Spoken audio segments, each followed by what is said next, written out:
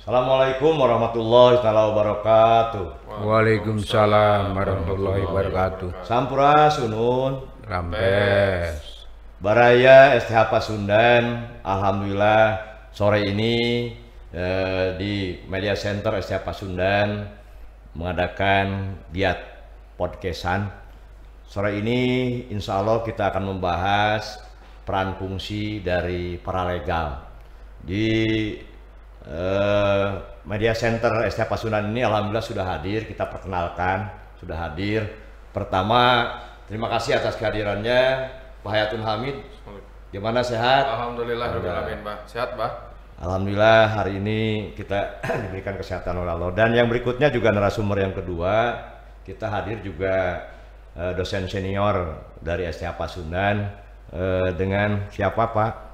Payana Kaspiana. Alhamdulillah kita juga dihadir oleh Payana sebagai dosen senior.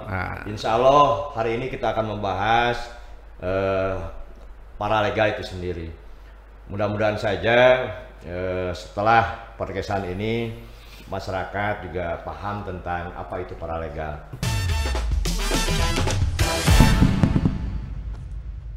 Untuk yang pertama saya berikan kesempatan pada Pak Yana Kaspiana SHMH untuk menyampaikan kenapa paralegal ini lahir, atau apa yang menyebabkan paralegal ini lahir, atau sejak kapan paralegal ini lahir. Silakan Pak Yana. Jadi berdasarkan artinya pengalaman itu sendiri sebetulnya dulu sudah ada yang namanya paralegal, hanya yang dinamakan dengan pokrol lah kira-kira. Bukan pokrol bambu ya. Jadi perkembangan sekarang itu memang dilegalisasikan ya, untuk artinya mendapatkan suatu sertifikasi lah yang jelas dia kedudukan dan fungsinya sebagai paralegal. Tentunya kan ini tidak semua harus diborong oleh advokat ya. Betul. Artinya ada perkara-perkara yang sifatnya adalah non litigasi, bisa diselesaikan tadi oleh para tokoh lah ya. Di antaranya itu tadi ya kepala desa atau para ulama yang memang mempunyai pengetahuan hukum khususnya. Jadi tidak bermuara semuanya. Memang kalau menyangkut kasus perdata memang musyawarah. Itu yang lebih didahulukan ketimbang harus nanti langsung kepada yang namanya litigasi. Nanti musyawarah itu sendiri kalau tercapai ya kemungkinan kan dua yang musyawarah itu. Sepakat dan tidak sepakat ya. Kalau sepakat jelas ini kan dibuat suatu berita acara perdamaian. Nah, nanti ini daftarkan ke pengadilan gitu. Kira-kira itulah gambaran sementara. Kalau tidak sepakat? Kalau tidak sepakat ya tadi masuk ke litigasi. Artinya harus, tapi paralegal tidak bisa. Itu harus melalui jalur yang punya lisensi advokat itu untuk litigasinya. Terima kasih Pak Yana sudah memberikan informasi juga pengetahuan bagi publik tentang sejarah singkat lahirnya paralegal. Untuk berikutnya saya berikan kesempatan pada Pak Dr. Hayatul Hamid, Pak Dr. Hayatul Hamid SHMH untuk apa sih manfaat atau peran fungsi dari paralegal itu sendiri. Silakan Pak Hamid. Baik, terima kasih Abah. Jadi dasar pemikiran yang pertama yang harus kita pahami adalah bahwa sesuai dengan konstitusi kita pasal 1 ayat 3 UUD 1945 di situ dinyatakan bahwa kita itu adalah negara hukum. Jadi negara Indonesia itu negara hukum, Rechtsstaat, bukan Machtsstaat. Machtsstaat itu adalah negara kekuasaan. Jadi siapa yang berkuasa dialah yang bisa berlaku sewenang-wenang. Tapi kita itu Rechtsstaat. Jadi segala kebijakan apapun yang dikeluarkan pemerintah itu harus disesuaikan dengan hukum. Jadi tidak bisa penguasa itu ugal-ugalan. Oleh karena itu semua aspek kehidupan di Indonesia ini pasti ada pengaturannya dalam hukum. Contoh misalnya perkawinan. Perkawinan itu di kita walaupun itu adalah hal yang sangat privat, tapi tetap ada pengaturannya dalam hukum.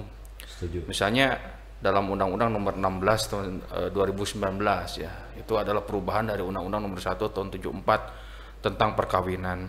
Kemudian hal yang juga sangat privasi juga gitu kan, seperti misalnya jual beli tanah, ternyata itu juga ada pengaturan ya di Undang-Undang 5 tahun 1960 tentang pokok-pokok agraria. Jadi yang perlu kita pahami adalah bahwa semua aspek kehidupan di Indonesia ini pasti ada pengaturannya dalam hukum. gitu. Tidak mungkin kita melakukan sesuatu tanpa suatu dasar hukum. Kemudian yang keduanya, Indonesia ini menerapkan fiksi hukum gitu. Apa fiksi hukum itu? Fiksi hukum itu adalah bahwa setiap orang dianggap tahu tentang seluruh peraturan perundang-undangan di Indonesia. Jadi kalau kita mau jumlahkan seluruh peraturan perundang-undangan di Indonesia dari semenjak merdeka sampai sekarang, mungkin itu jumlahnya ratusan ribu, gitu. Dan berdasarkan prinsip fiksi hukum ini, seluruh masyarakat itu dianggap tahu. Gitu.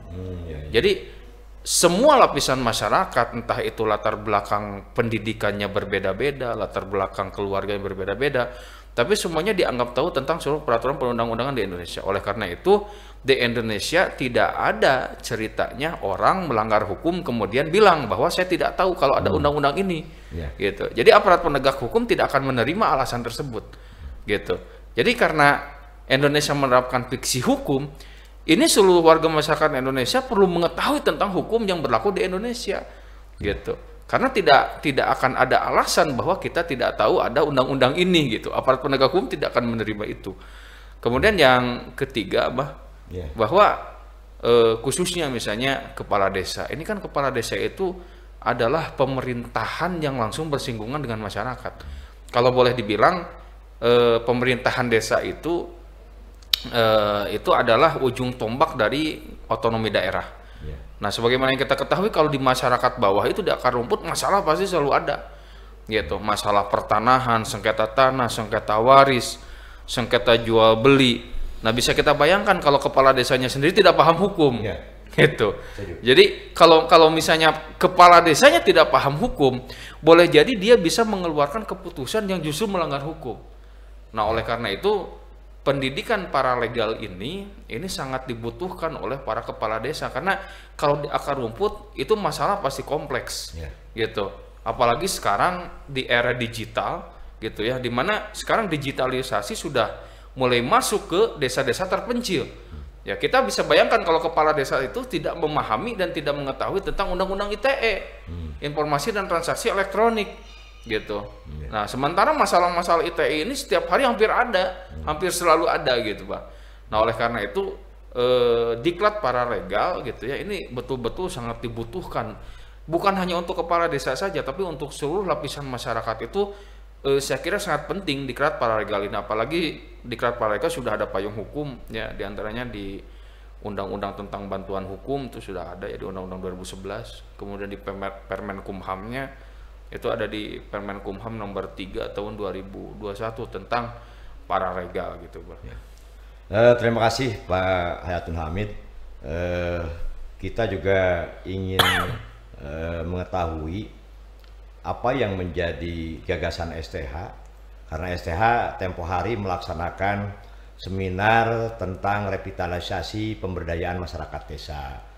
Lantas sekarang STH punya gagasan untuk melaksanakan diklat paralegal. Sudah terjawab, walaupun bagaimana bukan hanya untuk kepala desa, ya. Betul. Bisa juga pihak lain di luar kepala desa. Pihak lain asal jangan ASN, TNI, Polri, itu tidak bisa menurut Permenkumham nomor 3 tahun 2021. Ya, tapi mungkin sekali lagi pendek.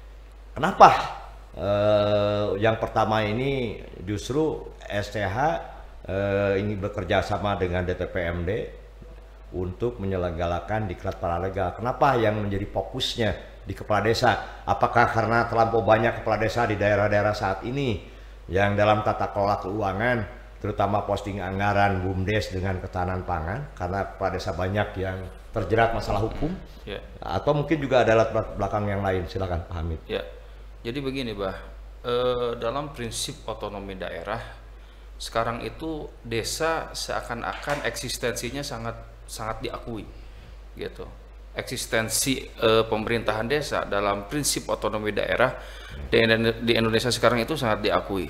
Buktinya sekarang pemerintah pusat itu menggelontorkan dana yang begitu besar kepada pemerintah desa, ya, dengan adanya dana desa, kemudian dengan adanya alokasi dana desa, gitu kan. Nah, ini membuktikan bahwa ujung tombak pembangunan, pembinaan, pemberdayaan masyarakat itu ada di desa, gitu. Nah, oleh karena itu kepala desa itu harus orang yang betul-betul mumpuni gitu. Dia harus betul orang-orang yang paham hukum, karena dia akan mengelola dana yang begitu besar. Saya contohkan begini, ada beberapa kasus di mana kepala desa tidak bisa membedakan apa itu dana desa, apa itu alokasi dana desa. Nah, dua item pendanaan ini masing-masing mempunyai pos anggaran tersendiri. Seperti misalnya dana desa. Dana desa itu tidak bisa digunakan untuk honor perangkat desa misalnya gitu. Atau misalnya untuk honor kepala desa, itu tidak boleh, karena dana desa itu ya menurut peraturan Menteri Dalam Negeri gitu kan. Nah, itu ada pos-posnya untuk pembangunan, infrastruktur, pemberdayaan masyarakat dan sebagainya. Nah, ada misalnya kepala desa yang menggunakan dana desa itu untuk operasional perangkat desa. Nah, itu sekarang hal semacam itu dikategorikan sebagai penyalahgunaan wewenang dan akhirnya korupsi juga. Pidana ya? Pidana sekarang itu. Itu bukan lagi kesalahan administrasi sekarang. Penyalahgunaan anggaran, walaupun bukan untuk memperkaya diri sendiri, sekarang itu sudah masuk ke penggelapan jabatan.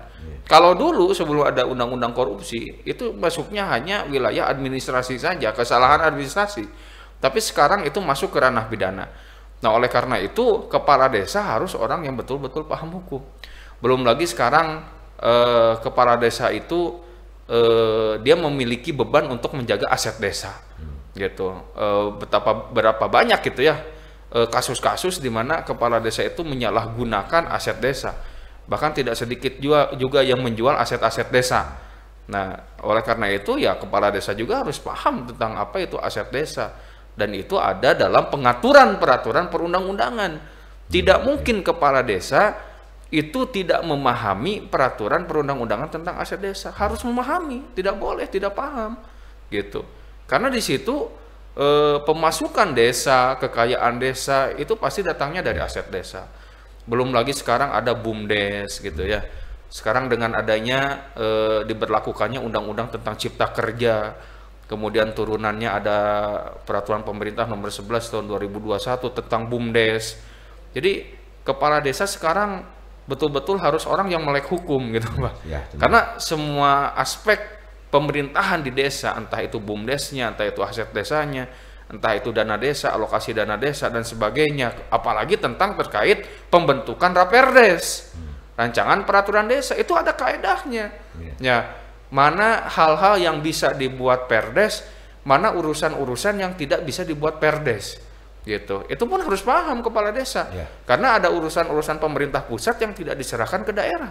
Jadi jangan sampai urusan pemerintah pusat itu malah dibuat perdesnya oleh kepala desa, gitu. Apalagi misalnya ada perdes-perdes yang itu wajib dievaluasi dan dikonsultasikan dengan pemerintah kabupaten atau kota. Misalnya ada perdes tentang tata ruang desa, kemudian perdes tentang organisasi desa, perdes tentang rancangan anggaran dan belanja desa, gitu kan. Kemudian dan sebagainya gitu, bahaya. Jadi ada beberapa perdes yang memang nggak bisa kepala desa langsung memberlakukan dengan BPD, harus ada konsultasi dulu. Nah, ini kan ada pengaturannya di dalam hukum. Jadi kepala desa harus betul-betul melek hukum sekarang gitu, Pak. Karena kalau misalnya tidak melek hukum, nah itu bakal terjadi yang disebut dengan abuse of power atau kesewenang-wenangan gitu, Pak. Terima kasih. Sangat signifikannya peran fungsi kepala desa di publik, termasuk juga sangat strategisnya kepala desa untuk ikutan diklat parlegal. Nah, sekarang saya juga ingin tahu ke Pak Yana, karena kampus ini ada tiga tridharma lah. Ada tridharma pengajarannya di kampus, ada yang kedua pengabdian masyarakat, dan penelitian itu adalah di masyarakat. Menurut Pak Yana, dengan STH saat ini kemarin mengadakan seminar dengan para kepala desa di Kabupaten Sukabumi. Sebentar lagi kita juga akan mengadakan diklat paralegal. Kaitannya mungkin dengan tridharma perguruan tinggi seperti apa, Pak? Nah, ini posisi perguruan tinggi tidak lagi menjadi menara gading. Siap. Artinya tadi ya membiarkan masyarakat ya bodoh terhadap masalah hukum. Nah, dengan ada tadi tugas tridharma, ini kewajiban daripada perguruan tinggi di samping pendidikan, penelitian, juga pengabdian masyarakat. Setuju.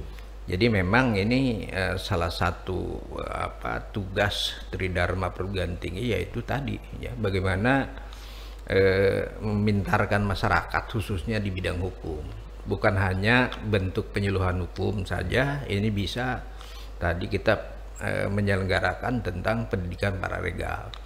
Ya minimal mereka dibekali bidang-bidang ilmu hukum, baik itu di kepala desa atau masyarakat yang lainnya, sehingga dengan berbekal ilmu hukum itu sendiri mereka ya tidak terlalu awam lah kalau apa artinya menghadapi suatu persoalan atau masalah, baik itu di keluarga, di lingkungan masyarakat, atau tadi di lingkungan yang lainnya. Jadi sekarang posisi perguruan tinggi tidak lagi menjadi menara gading gitu ya, masa bodoh ya mau paham hukum atau tidak. Ya kebetulan kita program studi ilmu hukum itu punya kewajiban untuk melaksanakan Tridharma Perguruan Tinggi, khusus tadi di bidang pengabdian masyarakat dengan penyelenggaraan paralegal.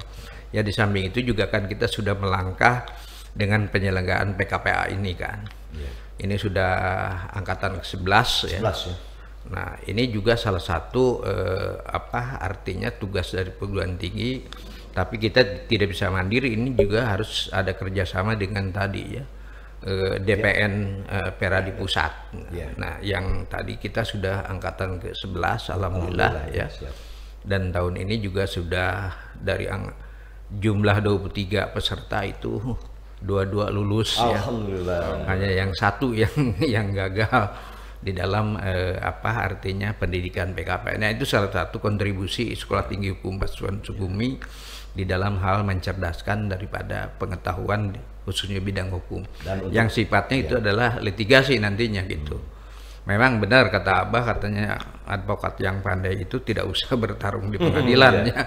Artinya penyelesaian itu bisa diselesaikan di luar pengadilan. Apalagi kan sekarang ya untuk bidang pidana ada RJ ya, restoratif justice itu tadi, jangan artinya nanti semua bermuara ke pengadilan. Nah sampah ini bisa disortir gitu ya. Artinya di level bawah dulu sebelum masuk kepada proses litigasi, karena memang proses litigasi satu lama waktunya ya.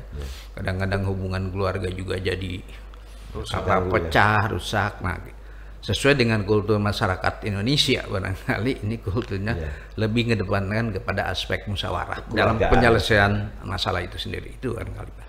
Terima kasih Pak Yana.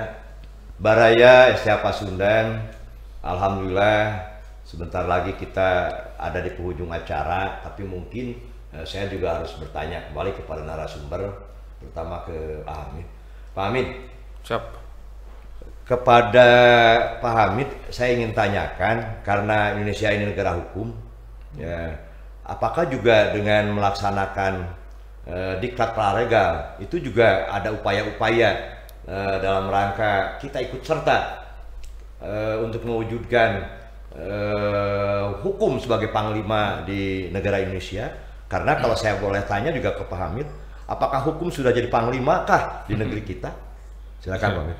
Baik, tentu diklat paralegal itu sebetulnya bagian dari ikhtiar kita ya untuk memahamkan masyarakat terkait hukum gitu ya. Karena sebagaimana yang kita ketahui bahwa tentu mayoritas masyarakat Indonesia itu masih awam ya. Masih awam tentang hukum, apalagi kalau seumpamanya kita bertanya tentang beberapa undang-undang, pasti banyak masyarakat itu yang tidak mengetahui ya. Oleh karena itu ketika masyarakat itu sudah paham hukum, nah insya Allah itu ketertiban akan terwujud gitu. Ada sebuah teori begini Bah, menurut Lawrence Fishburne itu budaya hukum itu bisa terwujud apabila kesadaran hukum masyarakat itu baik. Nah, contoh begini, ketika ada trotoar di pagar gitu ya, sebetulnya itu adalah indikasi. Indikasi apa? Indikasi bahwa masyarakat kita belum disiplin gitu. Makanya trotoar di pagar gitu. Karena masih banyak pengendara motor yang masih melewati trotoar. Atau mungkin polisi tidur ya. Polisi tidur. Sebetulnya Abah kalau misalnya di kantor-kantor kita melihat ada fingerprint gitu ya. Fingerprint itu adalah sebuah indikator bahwa di situ belum disiplin, gitu. Bahwa pegawai di situ belum jujur. Makanya ada fingerprint itu indikator sebetulnya bahwa pegawai di situ belum jujur semua, gitu. Ya. Jadi fingerprint yang ada di kantor itu sebetulnya bukan modernisasi. Apalagi sekarang untuk absen itu bukan cuma fingerprint, yaitu dengan kedipan mata. Dan itu mustahil untuk ditiru. Kalau kedipan mata, gitu ya. Sebetulnya itu bukan perkembangan teknologi, justru itu adalah indikator bahwa akhlak bangsa kita makin lama ternyata makin merosot, makin degradasi, makin tidak jujur, gitu kan. Nah, kata Warren Pressman, budaya hukum itu bisa terwujud kalau kesadaran hukumnya itu juga bisa meningkat, gitu. Kalau kita lihat negara Singapura, negara Jepang, kenapa di sana ketika kita jalan-jalan di jalannya gitu ya, di pinggir jalan itu sama sekali tidak ada sampah yang berserakan? Ya karena mereka sudah paham. Karena mereka sudah paham bahwa kalau seumpamanya sampah itu dibuang sembarangan itu akan merusak lingkungan. Nah, di Inggris itu pernah Sungai Thames itu ya yang membelah kota London tahun 1970-an. Sungai Thames itu pernah dinyatakan sebagai sungai terkotor di dunia oleh PBB waktu itu, oleh WHO. Ya, tapi yang dilakukan oleh pemerintah Inggris waktu itu, bagaimana Sungai Thames ini itu bisa bersih kembali. Ternyata bukan dengan menerapkan sanksi yang berat, bukan gitu. Tapi bagaimana anak-anak TK itu ditingkatkan kesadaran hukumnya supaya jangan buang sampah ke Sungai Thames. Jadi kalau misalnya meningkatkan kesadaran hukum orang-orang tua sudah sulit. Gitu. Justru yang ditingkatkan kesadaran hukumnya generasi mendatangnya. Dan ternyata tahun 2000 Sungai Thames dinyatakan sebagai sungai terbersih. Jadi 30 tahun pemerintah Inggris itu meningkatkan kesadaran masyarakat Inggris agar tidak membuang sampah ke Sungai Thames. 30 tahun itu kurang lebih berapa generasi? Dari generasi ke generasi terus dipahamkan jangan buang sampah ke Sungai Thames, terus disadarkan, akhirnya Sungai Thames menjadi sungai terbersih di dunia. Artinya ternyata untuk meningkatkan kesadaran hukum masyarakat itu bukan dengan adanya sanksi yang berat, enggak juga gitu. Karena kurang berat apa gitu sanksi di Undang-Undang 35 tahun 2009 tentang penyalahgunaan narkotika. Itu sampai ada hukuman mati di Undang-Undang narkotika, tapi buktinya narkotika di Indonesia masih merajalela gitu. Nah, peningkatan kesadaran hukum masyarakat itu sebetulnya ikhtiar kita untuk menjadikan hukum itu betul-betul sebagai panglima gitu. Karena percuma juga gitu. Sekarang seidealis mungkin apapun kita bikin undang-undang, sebagus apapun undang-undang itu kita buat, seberat apapun sanksi itu kita buat, kesadaran hukum masyarakatnya masih di bawah. Undang-undang itu hanya sebatas teks tertulis saja gitu. Jadi ikhtiar kita, harapan kita, mudah-mudahan diklat paralegal ini betul-betul sebagai sarana untuk meningkatkan kesadaran hukum masyarakat gitu. Terima kasih. Mungkin selanjutnya ke Pak Yana. Pak Yana, karena Pak Yana sebagai dosen, juga Pak Yana sebagai lawyer, dengan akan diadakannya diklat paralegal, terutama yang fokus adalah bagi para kepala desa yang ada di Kabupaten Sukabumi, yang kurang lebih ada 380 sekian kepala desa. Ya, menurut Pak Yana kira-kira peran fungsi STH nih, karena saya juga dapat informasi pada saat nanti kita mau menyelenggarakan paralegal, ada dosen-dosen yang disiapkan oleh Kementerian Hukum dan HAM, juga ada dosen-dosen yang disiapkan oleh STH Pasundan. Yang saya ingin sampaikan ke Pak Yana, menurut Pak Yana, karena tadi sudah berbicara tentang peran fungsi strategisnya gitu ya, STH untuk menyelenggarakan paralegal ini siap dengan dosen-dosennya untuk menyelenggarakan itu. Ada apa kapasitas kapabilitas dosen STH untuk sebagai dosen untuk memberikan sebagai narasumber dalam diklat paralegal? Silakan Pak. Alhamdulillah sekarang sumber daya manusia di Sekolah Tinggi Hukum itu kan sudah ya artinya menambah dan meningkat ya. Kalau nggak salah itu sekarang udah ada 9 doktor ya Pak 9 doktor ya, alhamdulillah ya, termasuk Pak Hamid ya. Nah itu dengan adanya nanti penyelenggaraan daripada paralegal itu ini cukup mumpuni ya. Dan sekarang memang perguruan tinggi sifatnya tidak bisa statis ya, harus lebih dinamis dan proaktif ya. Artinya sesuai dengan bidang yang program studi yang kita bina itu sendiri. Dan itu suatu kewajiban untuk mencerdaskan dari bidang hukum ya. Saya juga menambahkan tadi barangkali Pak Hamid ya. Sebetulnya di dalam manusia itu sebetulnya bisa dibentuk gitu.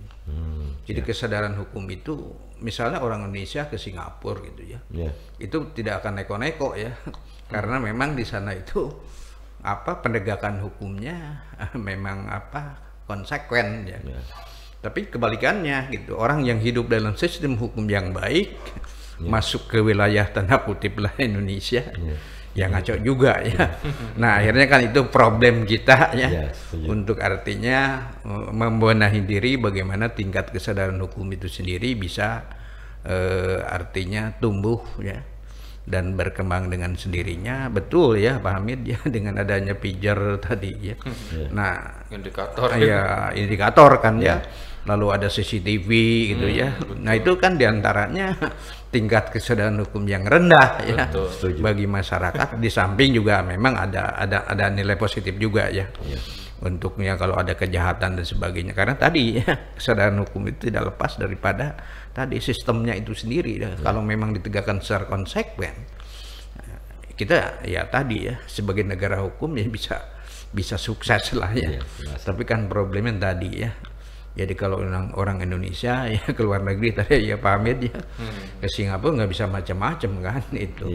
Ikut ke kultur Singapura. Betul. Tapi kalau orang Singapura masuk ke kultur kita ya tahu sendirilah ya banyak investor ya yang ya artinya tadi merusak lingkungan itu sendiri kan ya. Ya mereka menyalahkan dengan HAM, lingkungan dan sebagainya, padahal mereka itu sendiri yang membuat lingkungan itu jadi rusak ya. Nah ini kan salah satu, bukan hanya tadi kesadaran hukum, tapi sistem itu sendiri juga membentuk daripada manusia itu sendiri gitu Pak. Itu. Terima kasih Pak Yana. Baraya STH Pasundan, alhamdulillah di penghujung acara saya tidak berani untuk menyimpulkan, paling tidak pada masyarakat Sukabumi bil khusus para kepala desa yang ada di Kabupaten Sukabumi juga sekitarnya, kalau seandainya ingin ikutan jadi peserta Diklat Paralegal, karena tidak hanya pertemuan melalui tatap muka, juga hybrid, silakan nanti hubungi aja STH Pasundan, Jalan Pasundan 117, juga bisa hubungi Pasundan Today, atau juga bisa langsung datang ke STH Pasundan. Sebelum menutup, saya ingin memberikan kesempatan pada Pak Dr. Hayatun Hamid SHMH untuk closing statement, juga kepada Pak Yana SHMH untuk memberikan closing statementnya. Silakan Pak, diawali oleh Pak Hamid, silakan. Baik, terima kasih Mbah. Untuk warga kota Kabupaten Sukabumi, baik itu kepala desa atau masyarakat di luar kepala desa, insya Allah ketika kita mengikuti Diklat Paralegal yang insya Allah akan diikuti yang dilaksanakan oleh STH Pasundan Sukabumi, itu adalah sebuah kemanfaatan yang luar biasa, karena tadi saya bilang Indonesia menerapkan fiksi hukum, bahwa setiap orang itu dianggap mengetahui seluruh peraturan perundang-undangan di Indonesia. Oleh karena itu sangat penting sekali pendidikan hukum bagi siapapun, bagi orang yang berlatar belakang apapun, karena tidak ada alasan bahwa saya tidak mengetahui undang-undang ini. Penegak hukum tidak akan menerima alasan kita, ya. Penegak hukum akan menjalankan tugasnya ketika penegak hukum melihat atau mengetahui ketika kita melakukan pelanggaran hukum. Oleh karena itu pendidikan hukum itu sangat baik untuk setiap lapisan masyarakat. Terima kasih. Ya, terima kasih. Silakan Pak Yan. Khusus barangkali bagi STH Pasundan Sukabumi dengan perkembangan sekarang itu tidak bisa hanya statisnya. Artinya ini juga harus proaktif ya. Setuju. Artinya dengan tadi program studi. Hanya kebetulan kita satu bidang hukum ya. Artinya bagaimana ini bisa bermanfaat bagi samping mahasiswa juga masyarakat. Indonesia, khususnya di lingkungan ya Sukabumi kota dan kabupaten lah minimal gitu ya. Ya kita harapkan sih tadi ya lebih nasional itu bisa go. Tentunya ini kan banyak ya tantangannya, kembali kepada ya artinya tim yang ada di dalam lebih tadi kompak ya, artinya lebih proaktif juga untuk tadi kita mensosialisasikan khususnya di bidang ilmu hukum itu barangkali Bah. Ya. Terima kasih Pak Hayatun Hamid, semoga saja yang disampaikannya barokah untuk umat. Juga Pak Yana terima kasih, mudah-mudahan saja apa yang disampaikan barokah untuk umat, untuk pribadi, keluarga dan masyarakat di Tatar Pasundan. Baraya Bah Puskawan juga Baraya STA Pasundan, itulah yang bisa kita sampaikan. Mohon maaf jika terjadi kesalahan, kealpaan. Insya Allah tunggu kehadirannya podcastan di Media Center STA Pasundan yang akan datang. Kita tutup dengan wabillahi taufiq wal hidayah. Wassalamualaikum warahmatullahi taala wabarakatuh.